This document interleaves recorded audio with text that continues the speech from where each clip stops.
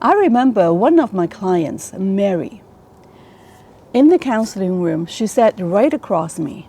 With tears in her eyes, she asked, "Why does my marriage have to be so difficult?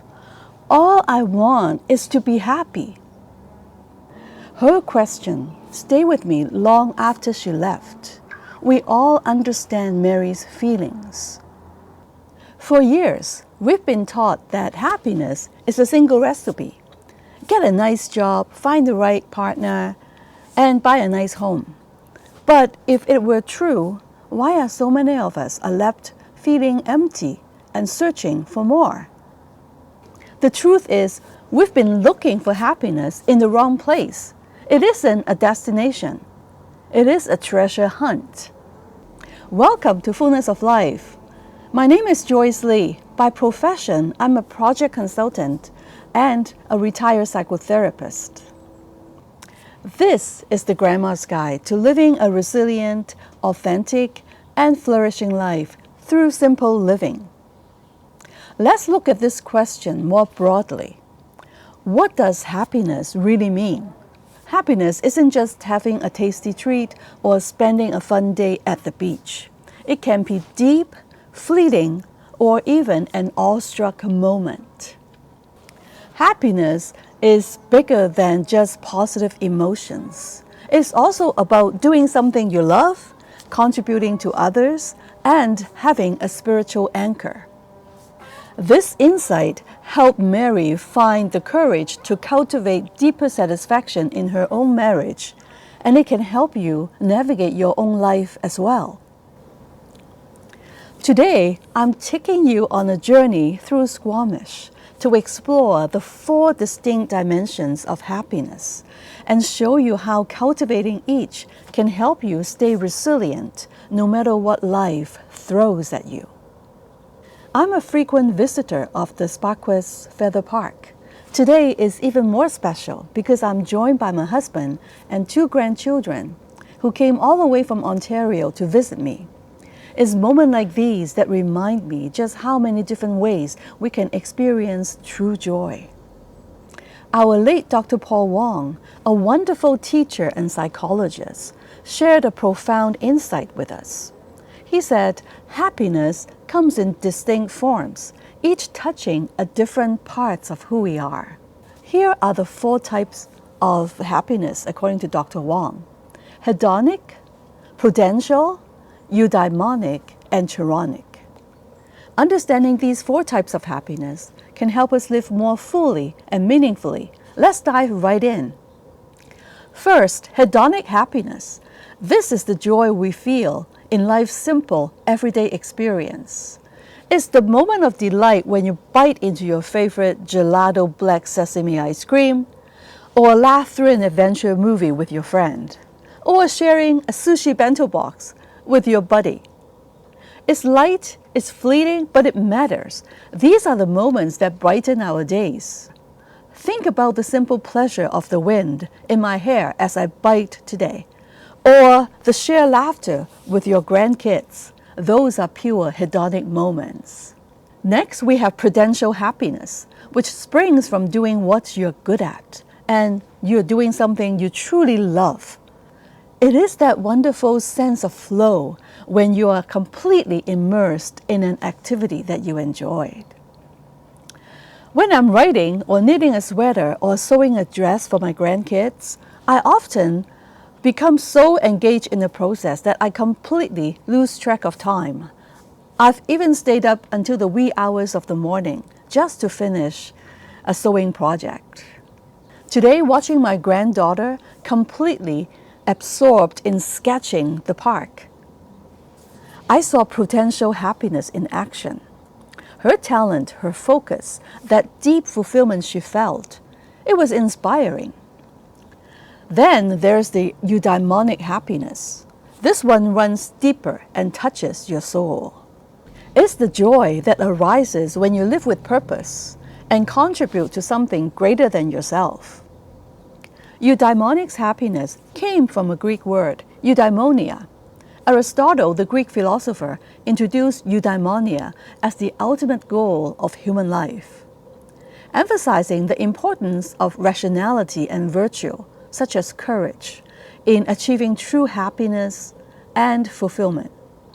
Picture yourself delivering a project management workshop to a young group of professionals in their early careers. It is more than teaching or imparting new skills. It is about the connection, the growth, the agile mindset, and the profound meaning behind it. It is the happiness of living in alignment with your values, of sharing your knowledge and building up other people, especially the next generation. Being with my family today, sharing this beautiful place with them, and seeing my granddaughter appreciate and create art, it connects to a deeper sense of purpose for me. It is about nurturing relationships and hoping for a beautiful future for them.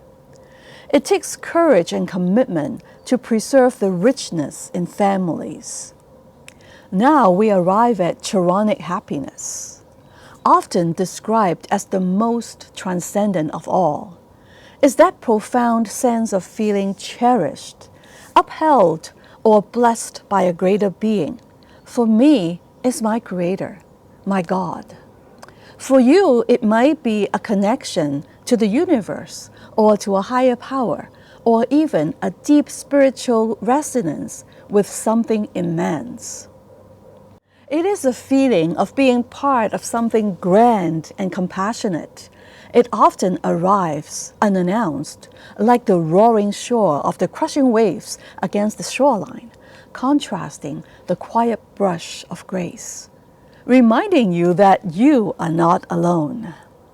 While standing here at the Squamish Feather Park, looking out at the vast ocean and the majestic mountains, hearing the sounds of the waves and winds, and especially seeing the Welcome Gate sculpture, it evokes that Chaironic feeling for me. It is a reminder of the sacredness of the place and the profound beauty that surrounds us. The Squamish Chief Mountain is one of the largest granite monoliths in the world. Monolith came from the Greek word monolithios, means one single big stone. The indigenous people from this area consider the Chief is a place of spiritual significance. And you can actually see part of the mountain here, the Chief. This place also tells me about the potential and the hope of regeneration. This is something greater than you and I can achieve. It's moments like these that fill me with a quiet and humble presence, embracing the natural world. As the sun warms and brightens our day here in Squamish, and we stroll to appreciate the art wall and the stunning backdrop of natural beauty, I recognize that happiness isn't a single emotional state. It is a rich tapestry woven from all these different beautiful threads. From the simple joy of a bike ride to a deep satisfaction of creating art, the purpose of connection, and the transcendent awe of nature. All these forms of happiness contribute to a truly fulfilling life. I hope the natural beauty of this land remain pristine for my grandchildren and future generations to enjoy. This has truly been a blissful day, filled with the 4 types of happiness that Dr. Wong and other psychologists teach us. Well, what about application? How does it look like in your life, in your day-to-day beings? Understanding these different types of happiness can significantly build resilience during difficult life situations. It provides a broader framework for navigating adversity than simply pursuing fleeting good feelings. Hedonic happiness can be a powerful force for resilience. As the profound insight of Holocaust survivor Dr. Viktor Frankl show, even amidst the horrific ordeal of the concentration camps, he and other captives could still find fleeting moments of joy. They would pause their grueling labor of digging at the railroad sites. They would then raise their heads, and a smile would cross their faces as they gazed upon a beautiful rainbow across the sky. That simple, spontaneous pleasure, even in the face of unimaginable suffering, served as a poignant reminder that the human spirit, while tested, could not be entirely broken. Prudential happiness, derived from engaging in activities that you are good at and something you enjoy doing, it is a powerful builder of resilience. Well, picture this. A group of friends swaying to the rhythm, the guitar, the bass, keyboard, and drums, all locked into a perfect groove. They are jamming in their apartment studio, playing their favorite songs and losing themselves in the music. It's already 10 p.m., way past dinner time, but nobody is thinking about food. They are just lost in the sound, living completely in the moment. Eudaimonic happiness, stemming from living with purpose and contributing to something greater than yourself, is perhaps the most profound source of resilience. Dr. Viktor Frankl noted, "He who has a why to live can bear almost anyhow." If you really have a purpose that you want to achieve, you are going to a direction, you will endure the suffering that go along with it and continue your journey until you accomplish that goal. Resilience is the ability to bounce back from adversity, adapt to change, and grow in the face of stress or trauma. Understanding different types of happiness directly supports this. We often see courageous people working tirelessly for causes that they believe in without counting the cost. I admire David Suzuki, a Canadian who spends all his life for the preservation of our natural world, indigenous rights, and environmental activism. His clear sense of purpose provides steadfast motivation to keep going, even when the outlook does not look promising in protecting the planetary boundaries. I remember one time a friend told me that Dr. Suzuki was being interviewed by a reporter, and he cried. He felt that he failed at his mission, even though he tried all his life to advocate for change and advocate for us to pay more attention to environmental actions. Lastly, the Chaironic Happiness. This is the sense of being blessed by God or by a higher power. It offers a transcendent perspective that can be deeply fortifying, especially when you're feeling down or disappointed, or when you face those tragedies in life. When we shift our perspective to the bigger picture, often our personal problems feel minuscule in the grand scheme of things. When we are facing things outside of our control, we can find comfort that there is a divine power that can bring calmness among chaos. By recognizing and actively cultivating the 4 types of happiness, you build a comprehensive inner reservoir of strength.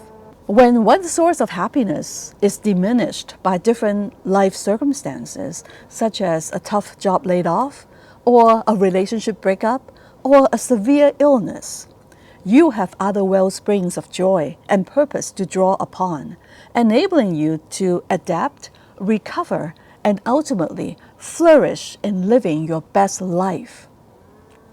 I have one question for you today. What kind of happiness are you seeking or experiencing today?